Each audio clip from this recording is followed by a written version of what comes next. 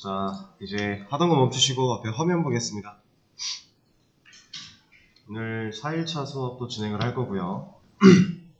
어제 수업 마무리될 때 이제 문제를 좀 풀어보시라고 열어드리고 종료가 됐었는데, 문제 풀어보시니까 어때요? 풀만하던가요? 뭐 어려울 수도 있고 좀 수월하게 푸신 분들도 있을 거고 다양하게 있을 텐데, 이제 막 배우는 단계니까 너무 걱정하실 거 없고요.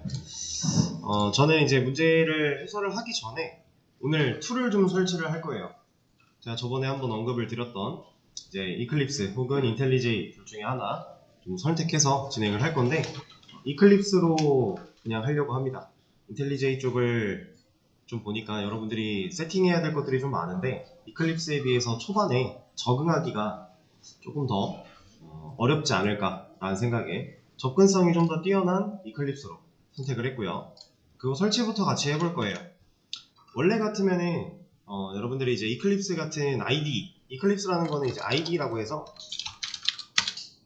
여러분들이 이제 개발자가 된다면 알아야 되는 필수 용어 중에 하나거든요. IDE. 뭐 풀네임까지는 몰라도 되고요. 그냥 개발 통합 개발 환경 정도로 생각하시면 돼요. 그래서 내가 개발을 하는데 필요한 그런 컴파일러 혹은 코드 편집기 이런 기능들을 다 갖고 있는, 개발할 때 꼭 필수로 필요한 툴 정도로 생각을 하시면 됩니다. 이 ID라고 하는 애가 이제 그냥 이런 의미를 갖고 있는 거고요. 우리가 지금 사용하겠다라고 말씀드렸던 이클립스도 ID인 거고, 인텔리제이 또한 얘도 그냥 ID인 거예요. 그리고 이거랑 유사하게 또 비주얼 스튜디오 코드라고 해서 VS 코드 이런 식으로 많이 얘기를 하는데, 이 친구도 그냥 ID의 일종일 뿐입니다. 그냥 우리가 사용하는 일반적으로, 제가 지금 메모장을 켰죠. 이거 윈도우 OS에 그냥 자동으로 설치되어 있는 그냥 소프트웨어 프로그램일 뿐이잖아요. 이런 것과 비슷한 그냥 프로그램일 뿐이에요. 어떤 툴을 쓴다고 해도 개발하는데 큰 지장은 없고요. 다만 툴마다 제공하는 이제 기능적인 부분이 약간 다를 수 있기 때문에 내가 직접 사용해보고 난 얘가 더 잘 맞는다 라는 게 있으면 그걸 사용하면 되는 거예요. 대신에 이제 얘 같은 경우는 이제 많은 기능을 사용하기 위해서는 유료 버전을 사용을 해야 되고요. 이제 무료 버전으로 나와 있는 것들은 기능이 좀 제한적으로 되어 있긴 한데 맛보기 느낌으로 생각을 하시면 됩니다. 근데 이제 이클립스 같은 경우는 100% 무료로 제공이 되고 있기 때문에 접근성이 좀 편한 건 사실이에요. 그래서 많이 사용을 하고요. 비주얼 스튜디오 코드 같은 경우도 이제 많이 사용을 하긴 하는데 무료라서 자바로 뭔가를 개발을 할 때는 사실 많이 안 쓰기는 해요. 뭔가 많이 부족해서 란 느낌보다는 자바 개발할 때는 얘네 둘이 갖고 있는 입지가 좀 커요. 그래서 그냥 보통 이 두 개를 쓴다라고 생각하시면 되고, 그리고 또 하나 이제 말이 나온 김에 알려드리자면, 아직 대학생이신 분들은 대학교에 속해 있는 메일 계정이 있을 거예요. 그 계정을 통해서 인증을 받으면 얘 유료 버전을 무료로 사용할 수 있습니다. 그래서 대학생분들한테는 이제 공부용, 학업용으로 1년짜리 라이센스, 1년짜리 그 만료가 되는 키가 나오는데, 그걸 1년마다 갱신을 해준다면 유료 버전도 그냥 편하게 사용하실 수가 있어요. 돈 따로 들이지 않고. 그런 방법도 있다라는 거 하나 소개를 드리고요. 어쨌든 우리는 이클립스라는 걸 사용을 할 겁니다. 자, 구글에 이클립스라고 검색을 해볼게요. 이거 영어로 검색하셔도 되고 한글로 검색하셔도 되고 전혀 상관없어요. 그냥 이클립스 검색하시면 최상단에 eclipse.org 라고 하는 곳에서 페이지가 하나 나오게 됩니다. 우리는 이 친구로 들어갈 거예요. 여기로.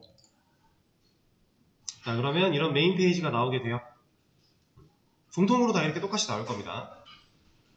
자, 여기서 예전 같으면은 사실 이클립스를 이제 최신 버전을 잘 사용하지 않는 게 추세였는데, 요즘에는 크게 상관없습니다. 최신 버전을 써도 큰 문제가 없어서 여기 메인 화면에 떠있는 2023-06 버전을 설치하도록 할 거예요. 그래서 다운로드 버튼 눌러주시면 되고요.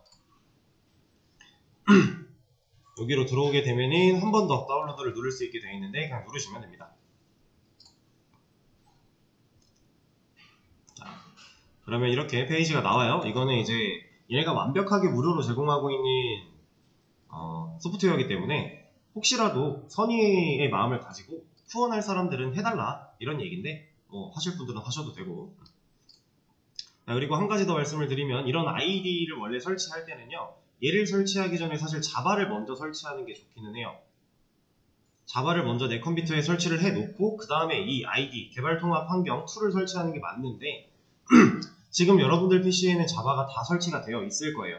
비대면 분들 중에 자바가 설치가 안 되어 있으신 분들 같은 경우는 이 이클립스를 설치하면 얘가 내장으로 또 갖고 있는 자바가 있습니다.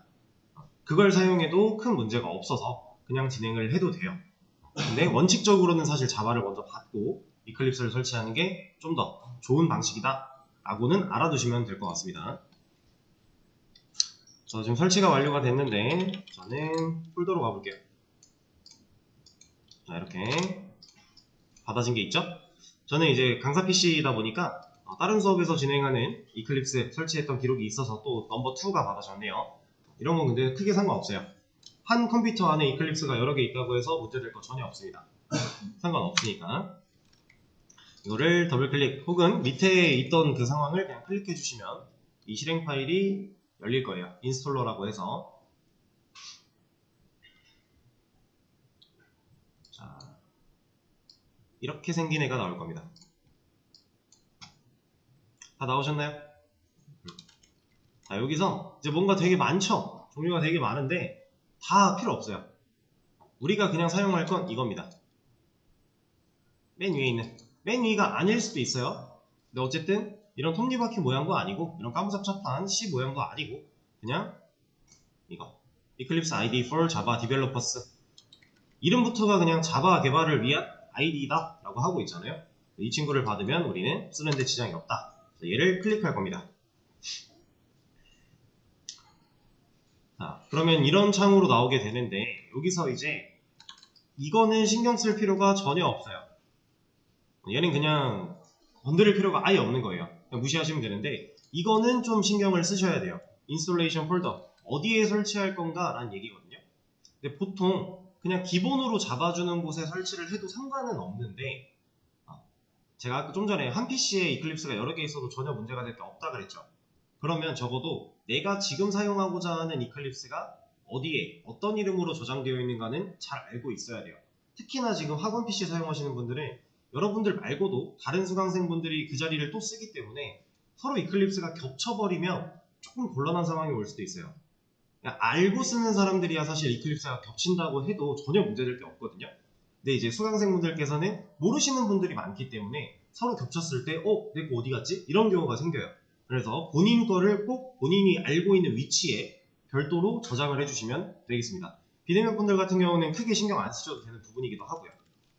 저는 위치를 여기다가 할 게 아니라 그냥 C 드라이브에 폴더를 하나 만들어서 제 이름 이니셜로 하나 만들어 두고 여기다가 설치를 하도록 하겠습니다. 여러분들도 저처럼 하고 싶으면 그냥 C 드라이브 같은데 본인 이니셜로 폴더 하나 만든 다음에 하셔도 되고, 아니면 본인이 알아볼 수 있는, 근데 이제 여기서 테스트 혹은 이그제 이런 이름들로 폴더를 만드는 건 바람직하지 않아요. 왜냐면 여기는 공용 PC이기 때문에 누구의 폴더인지 명확하게 드러나지가 않잖아요. 누가 봐도 내꺼 라는 느낌으로 폴더명을 작성해 주시면 되고 골라서 설치를 진행해 주시면 되겠습니다. 그리고 한 가지 더, 이제 이런 툴들이나 이제 여러분들이 앞으로 뭔가를 개발해 나갈 때 좀 여러 가지 설치를 해야 되는 것들이 생길 수 있어요. 그런 과정에서요, 설치 경로 폴더의 이름을 한글로 하는 경우는 피해주세요. 이게 호환이 잘 되는 경우도 있는데요, 그 한글 폴더 이름 때문에 제대로 인식을 못하는 경우가 종종 있어요. 그래서 웬만하면 그냥 한글 이름 폴더는 안 쓰는 걸로 생각을 하시면 애초에 이런 문제를 맞닥뜨릴 일이 없겠죠. 해주시고 인스톨 누르면 됩니다. 조금 기다려야 돼요.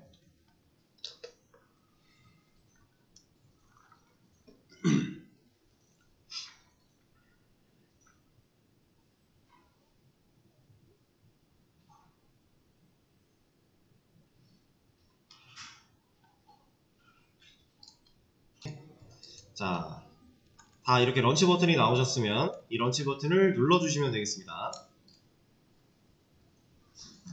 지금 제가 모니터가 두 개라 이쪽 오른쪽 여러분들이 못 보시는 화면에서 뭔가 실행이 되고 이런 게 떴어요. 자, 이렇게 뜨셨나요? 자, 여기서도 중요해요. 이거는 지금 이제 간단하게 소개를 드리면 내가 지금 사용하고자 설치한 이 아이디, 이클립스라는 아이디를 쓸 때 내가 작업할 수 있는 공간을 어디에 만들 거야? 를 정하는 곳이에요. 여기서 한 번 정했다고 해서 못 바꾸고 이런 건 아닌데 이 처음 정할 때 잘 정해 놓으셔야 여러분들이 서로 간에 혼동이 없어요. 사실상 아까 제가 이제 이클립스 자체가 꼬이는 것보다, 꼬이는 것도 좀 애매할 거라고 말씀을 드렸는데 그것보다 이 워크스페이스라고 하는 작업 공간이 꼬이는 게 훨씬 큰 문제예요. 사실상 똑같은 그 이클립스 한 버전을 여러 명이 사용을 해도 워크스페이스만 분리가 돼 있으면요, 여러분들이 일하는 데는, 작업하는 데는 전혀 상관이 없는 건 사실이에요. 근데 이제 그건 우리가 익숙해지고 나서의 얘기인 거고, 아직 잘 모를 시기에는 이클립스 자체가 조금 환경이 바뀌는 것만 느껴져도 내가 했던 게 아니라 어색할 거니까, 그래서 좀 주의 깊게 설정을 하는 건데, 얘도 마찬가지로 아까 저 같은 경우는 아까 만들었던 그 폴더를 찾아가서 여기다가 워크스페이스라고 하는 폴더 하나를 만들어 줄게요. 이 폴더 이름은 꼭 워크스페이스여야 될 건 아니에요. 상관없어요. 여러분들이 원하는 이름 써도 돼요. 근데 그냥 작업 공간이니까 보통 이름을 워크스페이스로 많이 해요. 기본으로도 이렇게 만들어주고. 자, 폴더 하나 만들었으면 이 폴더를 선택해 주고요. 런치 버튼을 누르겠습니다. 여기 체크박스는 선택해도 되고 안 해도 되는데 웬만하면 하지 마세요. 여러분들이 이제 완전히 개인 컴퓨터에서 내가 이제 계속해서 같은 프로젝트를 가지고 연달아 작업을 할 거다라고 하면은 사실 선택해서 해도 전혀 상관없고, 이걸 선택했다고 해서 내가 워크스페이스를 원하는 대로 못 바꿔? 이것도 아니에요. 바꿀 수 있어요. 다만 지금 여러분들은 공용 PC를 사용하고 계신 거니까 웬만하면 체크하지 마시고요. 런치 버튼 누르겠습니다. 이 페이지는 이제 종료하셔도 돼요.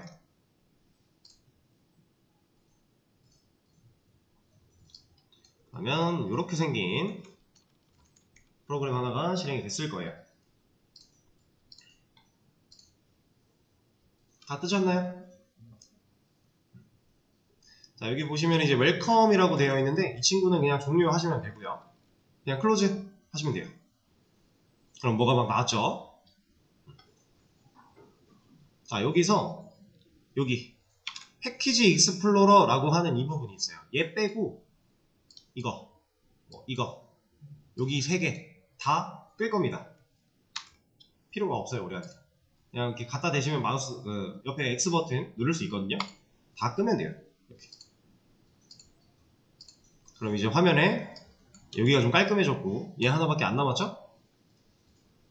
이 상태로 만들어 주신 다음에, 자, 윈도우 메뉴에 상단에 있는 윈도우라고 하는 메뉴에 중간쯤에 쇼 뷰, 여기에 오른쪽에 있는 콘솔이라고 하는 애를 클릭해 줄 겁니다. 자, 우리가 REPL에서도 코드를 작성하고 실행 버튼을 누르면 결과가 옆에 있는 콘솔 창이 나왔죠. 우리 지금 그 콘솔 창을 띄워주겠다라고 하는 거예요. 우리는 이것만 있으면 돼요. 얘랑 이것만.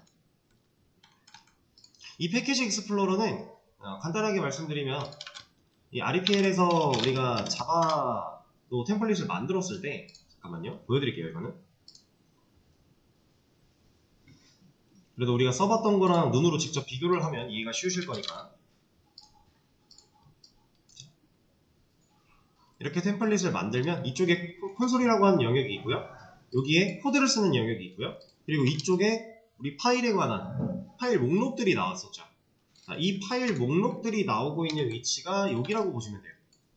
나중에 우리가 여기다가 뭔가를 만들고 하면 여기에 우리께 목록으로 이렇게 나올 겁니다. 이게 그 부분이고요.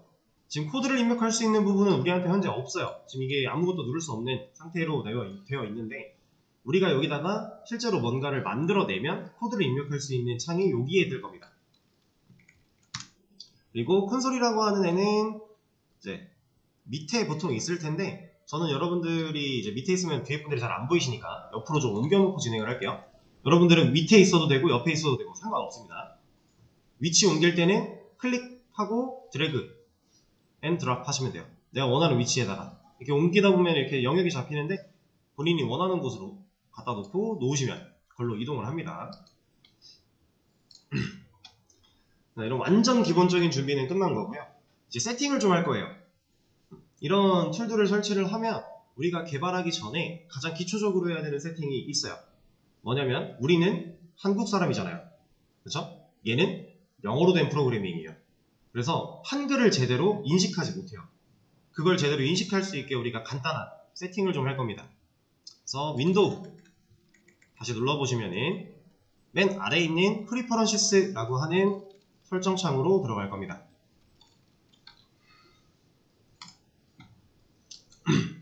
그럼 이렇게 설정창이 하나가 뜨고 검색할 수 있는 영역이 나오게 되는데 여기다가 ENCO 라고만 치셔도 돼요. 이게 지금 인코딩을 치려고 한 건데 인코딩 중에서 앞에 있는 ENCO 이 정도만 쳐도 어차피 해당하는 애들이 나오게 됩니다. 인코딩이라는 건 그냥 뭐랄까 인코딩의 원래 뜻이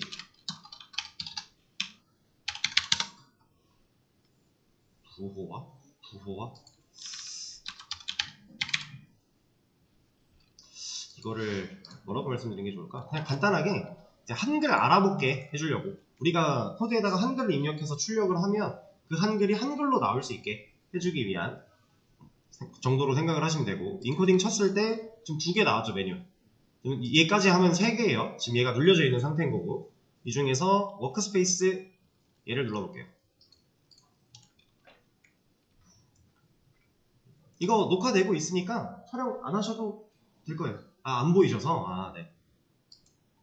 여기 눌러보시면은 하단에 텍스트 파일 인코딩이라고 해가지고 아더에 UTF-8이 되어 있을 거예요.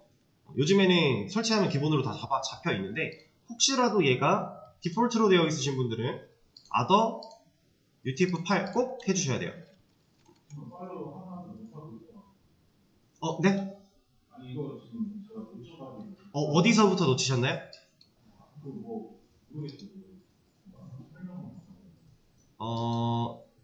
여기까지 나오셨을까요? 아니, 그것도 지금 제대로 안 돼요. 여기도 안 되셨어요? 잠깐만요. 자, 다시 이어서 갈게요. 워크스페이스에서 아더에 UTF-8 확인 꼭 해주시고요. 아마 다 되어 있을 거예요. 근데 확인 한번 한다는 느낌으로 보시면 되고 그 다음에는 컨텐츠 타입스라고 하는 이 부분 클릭해 주시고요. 얘예요, 얘. 그럼 이쪽에 메뉴가 좀 바뀌었죠? 여기서 다 건드릴 건 아니에요. 딱 3가지만 하면 됩니다. 텍스트라고 되어 있는 애를 옆에 화살표가 아니라 그냥 이 자체를 클릭해 보세요. 텍스트라고 하는 이 친구. 자, 그리고 나서 밑에 하단에 디폴트 인코딩이라고 되어 있고 뭔가 입력할 수 있는 부분이 있는데 여기다가 우리가 UTF-8을 입력할 겁니다. 이렇게 텍스트 클릭하고 디폴트 인코딩에 UTF-8이라고 입력을 하시면 돼요. 네? 잠시만요. 자, 입력을 하셨으면 옆에 있는 오른쪽에 있는 업데이트 버튼 눌러주시고요. 자, 3개 중에 하나 한 거예요. 이제 2개 남았는데 자, 이번에는 텍스트 옆에 있는 화살표를 한번 눌러볼게요. 여기 그럼 밑에 뭐가 쭉 나왔죠? 여기서 다른 거 다 필요 없어요. 자바 프로퍼티스 파일 하나만 찾으시면 돼요. 얘를 클릭하셨으면 밑에 디폴트 인코딩 볼게요. 우리가 UTF-8이 아니죠. ISO 8859-1 이런 식으로 되어 있을 거예요. 이거를 UTF-8로 다시 바꿔줄 겁니다. 여기서는 3개도 아니군요. 2개네요, 2개. 자, 입력하셨으면은 업데이트.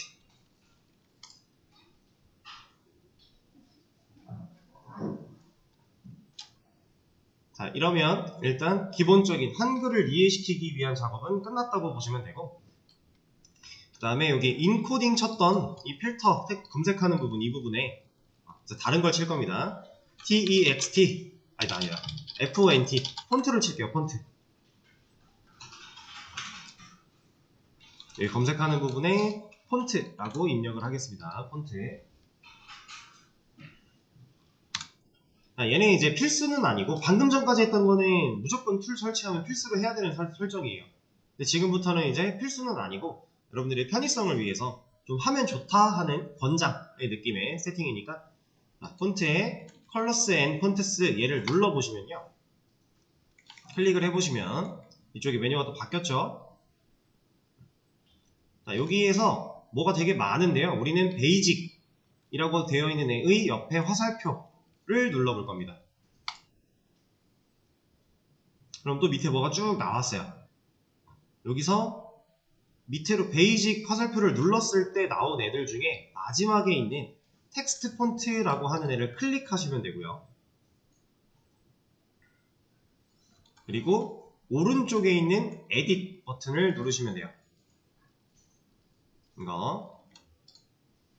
자, 그러면 우리가 흔히 볼 수 있는 글꼴 편집기 같은 설정창이 하나가 나오게 되는데, 자, 기본적으로 콘솔라스의 크기 10의 글꼴 스타일 보통 들어가 있을 거예요.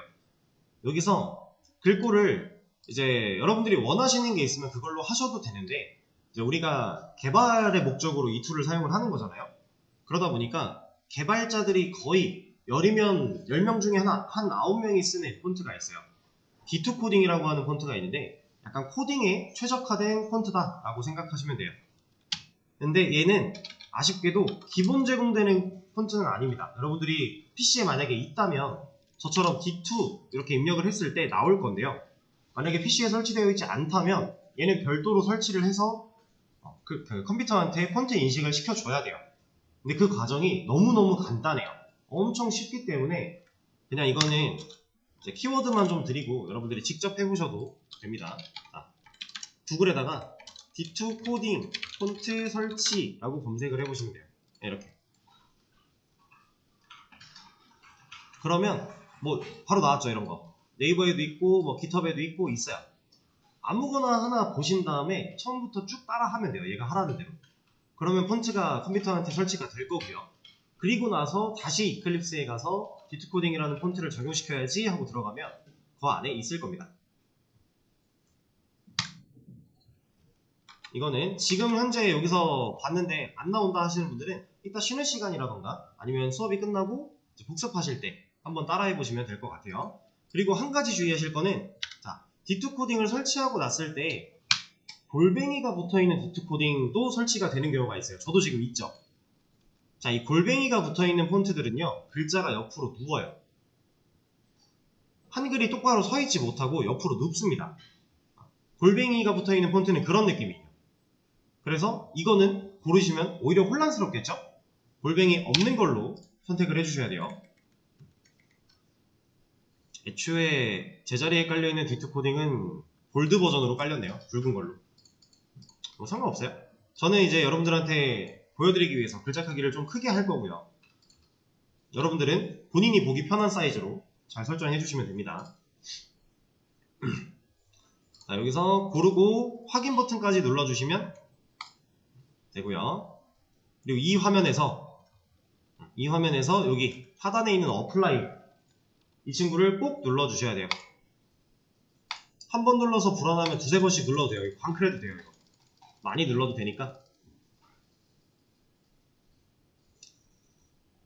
자, 그리고 나서 apply and close라고 하는 애를 누를게요. 하단에 있는 얘를 눌러주면 이제 설정창이 사라지게 됩니다. 지금까지 우리가 했던 설정을 적용시키고 종료하겠다라는 얘기예요. 여기서 만약에 apply and close를 하지 않고 옆에 있는 cancel을 누르시면 적용이 제대로 안 될 수도 있어요. 항상 설정은 내가 설정을 하고 나서 적용시키는 게 중요한 겁니다. 자, 그럼 일단 됐는지 안 되는지 모르겠지만 그 설정창이 사라졌습니다. 자, 이 상태에서 자, 천천히 갈 건데 잘 듣고 잘 따라 하셔야 돼요. 자, 이쪽에 있는 이 패키지 익스플로러라고 하는 이 친구가 갖고 있는 메뉴 중에서 크리에이터 자바 프로젝트라고 하는 얘를 누르셔도 되고요. 근데 이거는 별로 추천드리지 않아요. 왜냐면 좀 이따 보시면 아시겠지만 여기에 있는 이런 메뉴 그 선택지들은 우리가 뭐 하나라도 만들어 놓으면 더 이상 나타나지 않아요, 우리 눈에. 그래서 여기 있는 선택지보다는 다른 선택지를 좀 추가하시는 게 좋은데, 자, 파일 메뉴에 있는 New에 있는 자바 프로젝트 얘를 누르시거나, 자, 이게 첫 번째 방법이에요. 그리고 하나 더, 이 패키지 익스플로러라고 하는 이 하얀 색깔 영역 있죠. 여기 빈칸에 우클릭. 여기 안 먹어? 지금은 안 먹나 보네. 이따가는 먹을 거예요. 다시 그러면 이거 말고, 여기 패키지 익스플로러 빈 영역을 클릭하신 다음에 그냥 왼쪽 클릭하시면 돼요. 그리고 컨트롤 N, 단축키거든요. 내가 뭔가를 만들겠다라고 할 때 쓸 수 있는 단축키예요. 컨트롤 N 누르시면 이렇게 셀렉터 위자드라고 하는 창이 나오게 되는데, 저는 사실 이 방법을 제일 추천드려요. 이게 우리가 개발하다 보면 생각보다 타이핑을 하다가 마우스를 가서 마우스질을 하는 게 생각보다 많이 불편해지거든요. 일을 진짜로 하다 보면. 그래서 웬만한 것들을 단축키로 다 해결을 해요. 그러다 보니까 저도 어느샌가부터 마우스의 활용도가 많이 떨어져요. 일할 때는. 그렇게 됐었는데, 이제 이런 것들도 단축키를 이제 뭐 외우려고 하실 필요는 없고 그냥 기억해뒀다가 자연스럽게 쓰다 보면 익숙해지는 거니까 그렇게 생각하시면 됩니다. 그럼 이제 위자드라고 하는 이 검색 부분에다가 자바 프로젝트라고 입력을 하시면 아까 1번 선택지였던 그 친구랑 동일한 역할을 할 수 있게 된 거예요.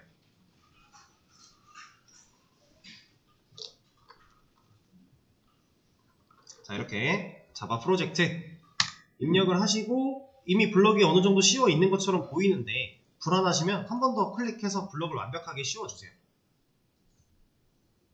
그리고 나서 밑에 있는 넥스트 버튼 누를 겁니다. 자, 여기까지 다 따라오셨을까요? 자, 그러면 잠깐만요. 됐다. 자, 여기 프로젝트 네임이라고 되어 있는 부분에 실제로 우리가 사용할 프로젝트에 대한 이름을 설정하는 부분이에요. 여기는 뭐 지금 단계에서는 사실 이 프로젝트 이름이 엄청 중요한 역할을 하진 않을 거예요. 나중에는 여러분들이 이 프로젝트를 여러 개를 관리하다 보니까 이 네임도 생각보다 중요해질 수 있습니다. 근데 뭐 지금 당장은 크게 의미가 없기 때문에 간단하게 자바 언더바 이그잼 정도로 지어줄게요.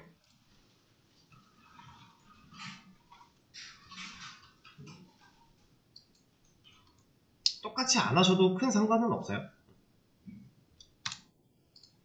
일단 이름을 지어줬고요. 나머지는 건드리실 필요가 하나도 없고요.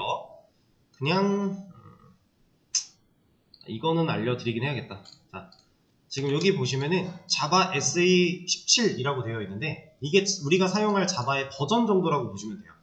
근데 우리가 자바를 별도로 설치를 안 했죠. 별도로 설치를 안 하면 얘가 기본적으로 이클립스라는 툴 자체가 17버전의 자바를 물고 있게 돼요. 요즘에 나온 버전은, 옛날 버전들은 더 옛날 버전의 자바를 물고 있을 거예요. 그래서 27을 물고 있는데 얘를 그냥 써도 전혀 상관이 없어요. 그냥 쓸 거예요, 실제로. 근데 이제 이거 하나 아셔야 돼요. 뭐냐면 이게 아마 자, 여기 보시면은 눌러보시면 버전이 되게 많거든요.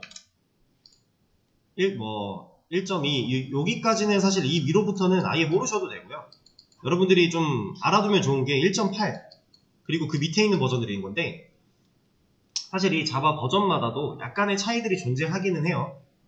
자, 당연히 업그레이드가 되어 온 거니까 당연히 차이가 존재하지만 사실 여기 1.8이라고 하는 애부터는 큰 차이는 없어요. 그리고 버전이 보면 1.8에서 갑자기 9로 넘어가죠. 이거 그냥 1.8이 8이랑 같은 말이에요. 이렇게 이해하시면 돼요. 우리가 자바를 만약에 설치하려고 할 때도 내가 1.8을 받아 그러면 실제로 검색했을 때 1.8이라고 안 써있고 8이라고 써있기도 하거든요. 얘 받아도 결국 똑같다라는 거예요. 상관없어요. 그런 건데 이제 1.8까지는 사실 신경 쓰실 부분이 아니에요. 지금 제가 말씀드리려고 하는 거는 1.8 이상부터 지금 9만 선택을 해도 이 밑에 있는 모듈이라고 하는 영역에 체크박스들이 활성화돼요. 자, 보세요. 지금 활성화되어 있죠. 지금 자바 SE 9입니다. 그래서 제가 1.8을 누르면 얘가 비활성화 되거든요. 그래서 1.8까지는 이걸 신경을 안 쓰셔도 돼요. 근데 1.8 이상 버전을 쓸 때는 이 모듈이라고 하는 게 불이 들어오기 때문에 얘를 꼭 해제해야만 해요. 얘가 있으면 우리가 사용하고자 하는 자바, 그 순수한 자바를 가지고 출력문을 콘솔에 찍기 위한 작업을 할 때 방해 요소가 돼요. 원하는 대로 안 될 겁니다. 이거 체크 해제 안 하신 분들이 이제 프로젝트에 뭐가 또 만들어져 있을 거예요. 이따가 만들어 보면은. 그러면 그것 때문에 방해를 받아서 실행이 안 돼요. 그러니까 우리가 쓸 17 버전 얘가 당연히 활성화되어 있을 거예요. 이렇게. 그러면 위에 있는 거 create module info java 파일이라고 하는 체크박스를 해제하면 됩니다. 이것만 주의하시면 돼요. 지금 현재 상태에서는. 자, 그럼 우리가 이름 정했고요. 이거 버전 안 건드린 거죠. 처음이랑 동일하게 바꿔놓은 거니까 안 건드렸고요. 얘만 해제하면 되는 거예요. 그리고 나서 그냥 피니시 하시면 됩니다. 여러분들은 그냥 피니시 누르세요.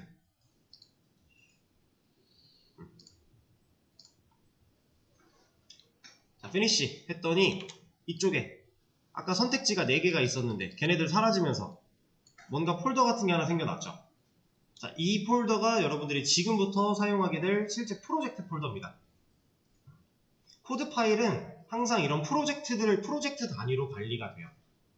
프로젝트 안에서 세부적으로 패키지, 클래스 등등 여러가지 이제 유형으로 또 분리가 되긴 하는데 가장 큰 묶음으로 프로젝트라고 하는 이 덩어리로 관리가 됩니다.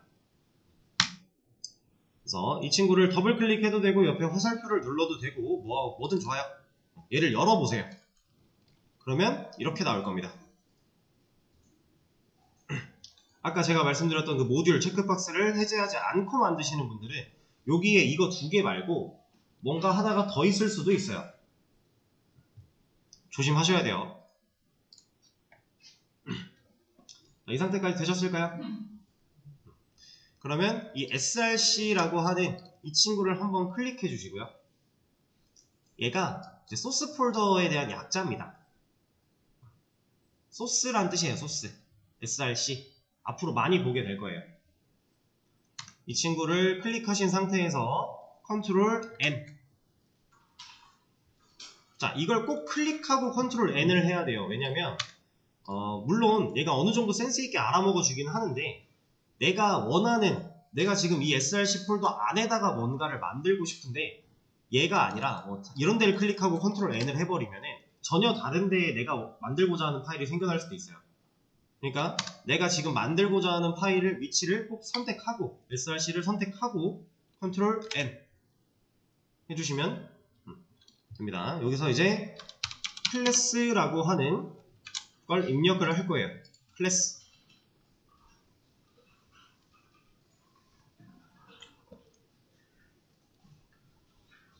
얘가 가지고 있는 그냥 영어 뜻을 생각해보면 약간 교실 같은 느낌이잖아요. 지금 당장은 사실 그거랑 비슷한 의미로 보셔도 돼요. 우리가 코드들을 모아놓을 하나의 교실 정도로 의식을 하셔도 상관이 없습니다. 물론 나중에 이제 진짜 클래스에 대한 개념을 배우게 되면 좀 달라지겠지만, 자, 이 친구 선택하고 넥스트.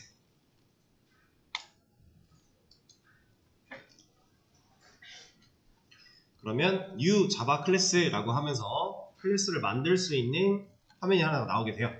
자, 여기서 이거는 꼭 잘 따라하세요. 자, 지금 화면 무조건 보세요.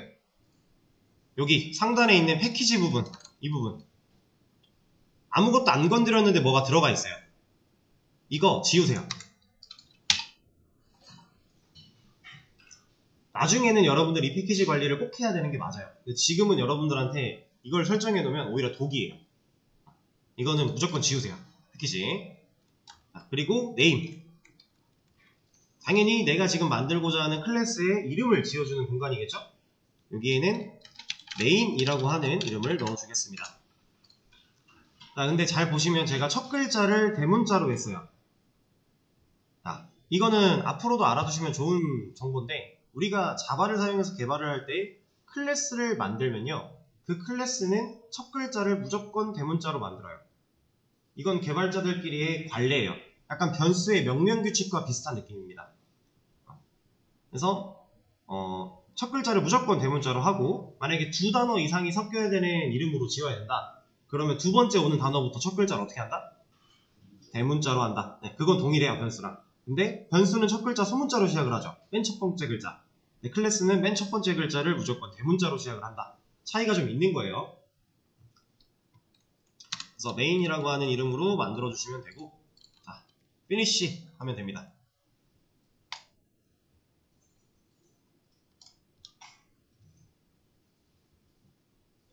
다들 이렇게 화면이 나오셨을까요? 자, 이거 어디서 많이 보지 않았나요? 우리 REPL에서 자바 템플릿으로 만들면 애초에 이거 하나 있었죠, 기본적으로. 그 밑에 뭐까지 있었어요? 뭐 어쩌고 저쩌고 하면서 제가 가끔 메인 메서드라고 얘기를 했던 뭐 그 친구가 하나 더 있었는데, 일단 걔는 없지만 큰 틀에 있는 얘는 똑같이 만들어졌어요. 이게 자바에서 코드를 모아놓기 위한 필수품이에요, 필수품.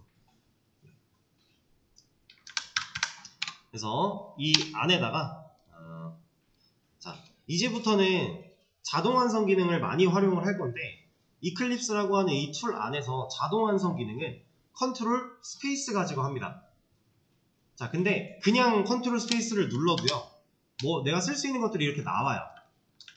여기 이 공간에서 쓸 수 있는 것들이 나오는데, 이렇게 하기보다는 내가 지금 하고자 하는 애의 이름 정도를 어느 정도 입력을 하고 컨트롤 스페이스를 입력을 했을 때 내가 원하는 게 상단에 위치를 해요.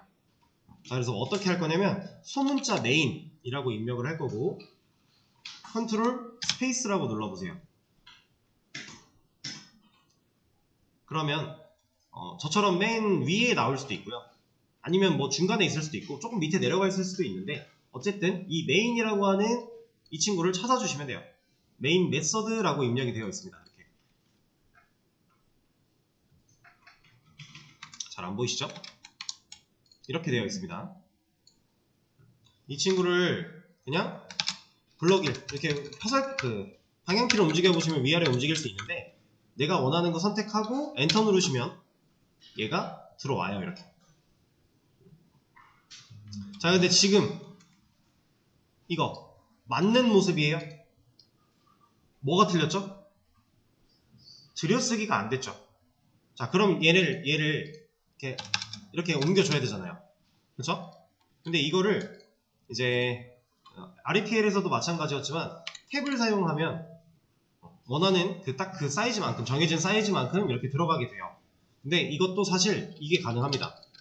자, 컨트롤 쉬프트 F를 눌러보시면 얘가 어느 정도는 자동으로 줄정리, 들여쓰기 정리를 해줘요. 근데 이게 만능은 아니에요. 어느 정도만 해줘요. 그러니까 잘 될 때가 있고, 제대로 내가 원하는 대로 안 될 때가 있어요. 내가 원하는 대로 안 됐으면 내가 그냥 좀 손 보면 돼요. 수정을 하면 되겠죠. 그리고 만약에 코드에 에러가 있는 상황일 때는 또 컨트롤 쉬프트 F가 안 먹어요. 그런 상황이 있으니까 적절하게 사용을 하시면 되고요. 자, 그러면 이제 진짜 REPL에서 보던 모습이 거의 똑같이 나왔죠? REPL에서 템플릿 딱 만들면 이것까지 있어요. 자, 지금 저는 또 자동 완성 기능을 사용했습니다. SYSOU까지만 입력을 했고요.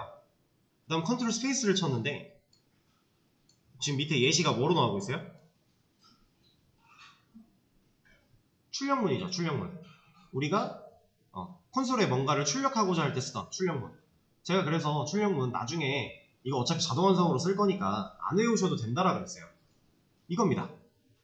SYSOU 정도까지만 치시면 돼요. 원래 사실 이 단축 자동 완성의 플레임은 sys out까지인데, 사실 out까지 칠 필요도 없어요. 이 정도만 쳐도 어차피 다 얘기가 알아들어요. 그럼 얘를 자동 완성으로 엔터를 쳐서 만들면 출력문이 그냥 나온다는 겁니다. 이렇게. 참 편하죠? REPL에서는 이런 게 불가능했어요.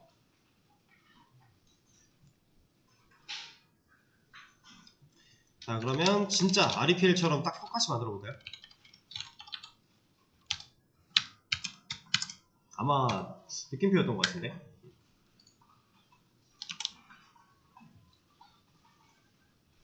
자, 이렇게.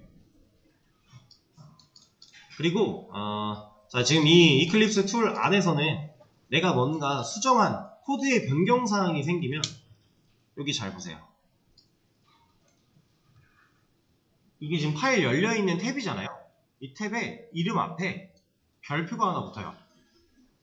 이 별표가 있으면 현재 파일은 뭔가가 수정이 되어 있는 상태다. 저장을 하거나 네가 일부러 수정한 게 아니라면 뭔가 잘못 눌려서 오타가 생긴 거니까 지워라, 알려주고 있는 거예요. 지금 수정사항이 있어 라고. 근데 이 수정사항이 문제가 없는 상황이라면 저장하면 되겠죠? 저장은 컨트롤 S 누르시면 됩니다. 일반적으로 윈도우에서 많이 사용하는 단축키들이 이 이클립스 내에서도 비슷한 것들이 꽤나 많아요.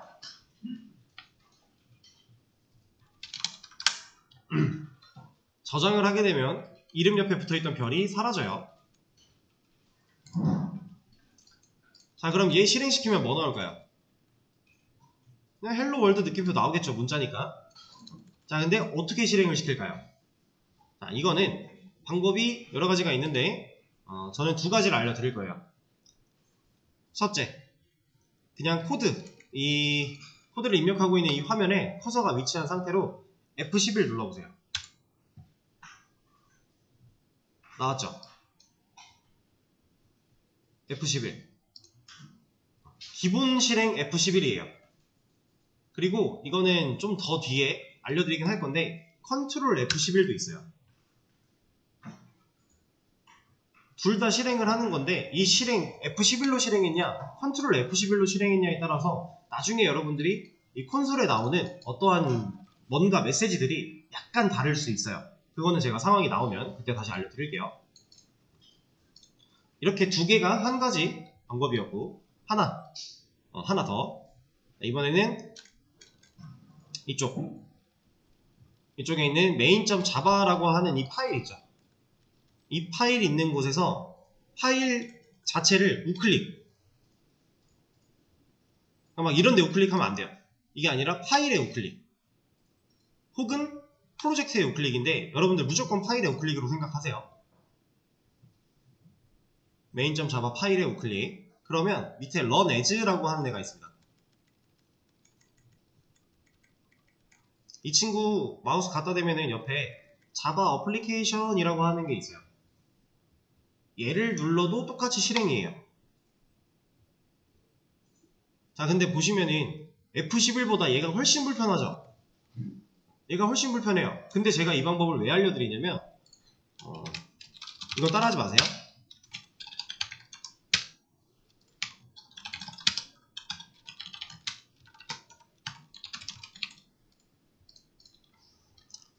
자, 저는 똑같이 클래스 파일 하나 이름 바꿔서 만들었고요. 거기다가 출력문 또 하나 넣어놨어요. 자, 그리고 얘를 실행을 시킬 건데 잘 나오죠? 이러다가 이게 무조건 생겨나는 일은 아니라서 좀 꼬여졌으면 좋겠는데 그냥 예시를 들어드릴게요. 저는 지금 얘도 실행할 수 있는 애고 얘도 실행할 수 있는 애예요. 그러니까 둘이 지금 실행 결과가 달라요, 심지어. 근데 저는 분명히 화면을 얘를 띄워놓고 커서를 여기다 위치시킨 다음에 F11로 실행을 했단 말이에요. 근데 간혹 헬로 월드라고 하는 텍스트가 콘솔에 나올 때가 있어요. 이런 경우가 가끔 있습니다. 종종 있어요. 생각보다 빈번하게 있어요. 이거는 왜 그러냐면 간단하게만 알려드릴 건데 지금 화면에 보고 계시는 이 친구 있죠. 우리가 아까 소문자 메인 컨트롤 스페이스를 눌러서 만들어냈던 이 친구가 그냥 이렇게 순수한 자바 프로젝트에서는 이 메인 메서드라고 하는 애가 실행을 하는 주체가 돼요. 그러니까 이 메인 메서드가 실행이 되기 때문에 우리가 코드의 실행 결과를 여기다 볼 수 있는 거거든요. 근데 지금 보면 여기도 있고요. 여기도 있어요. 둘 다 있죠. 그래서 얘가 실행하다가 한 번씩 꼬여요. 이러면 나는 분명 이 화면을 실행시키고 싶은데 얘가 실행되는 게 아니라 얘가 실행돼서 전혀 다른 결과를 보게 돼요. 그럴 때 내가 지금 이 얘를 강제로 실행시키고 싶을 때 이걸 하는 거예요. 그래서 꼭 파일에 우클릭을 하라고 말씀을 드린 겁니다. 내가 실행하고자 원하는 파일을 선택해서 우클릭을 하고 런에즈에 가서 자바 어플리케이션을 하면 얘가 오해를 했든 어쨌든 강제로 그 파일을 실행시키는 거기 때문에 문제없이 실행 결과를 볼 수 있어요. 근데 사실 이거는